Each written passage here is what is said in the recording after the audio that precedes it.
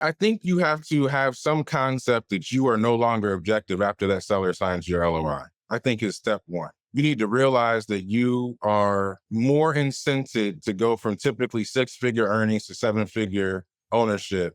And that's going to taint your lens. I think you also have to admit, where are you like top 10%?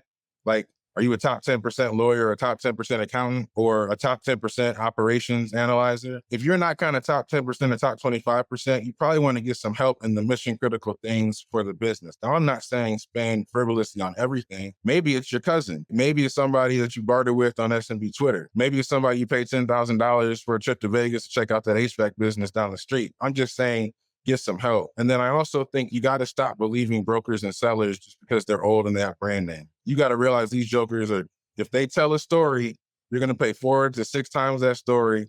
And you'll be talking to Lisa Forrest or Bruce Marks about what had happened was, and they're going to be like, yeah, and what's going to happen is terrible, right? There's no take backs here.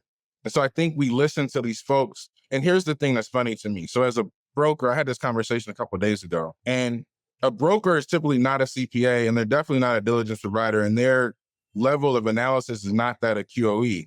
So they'll be financial people and you'll want to listen to them. But at the end of the day, they're taking the stuff that the seller did. They're knowing that higher EBITDA businesses are going to sell quicker at higher multiples. They get 10% and they're pushing it out looking real glossy. And we're believing some of this stuff. I think you got to be willing to spend the extra week kicking the tires, even if you have to miss a deadline with the seller. So Eric, I think one of the things that where the rubber really hits the road is you told the seller you're going to close in 90 days, and 75 days into your 90, so 15 days before close, you find something that could be fraudulent or off to the level of 50% of the deal. But to investigate it, you got to push the closing date, and you got to risk losing the deal exclusivity. And that's the time when men are made and women are made. Do you have the stones to realize you can't bet $1 million just because you told somebody a deadline? Then now you have 50% of this value that you're supposed to be buying that's at risk. You need to go take the time to go check it out. And if you need to get some help, go get the help.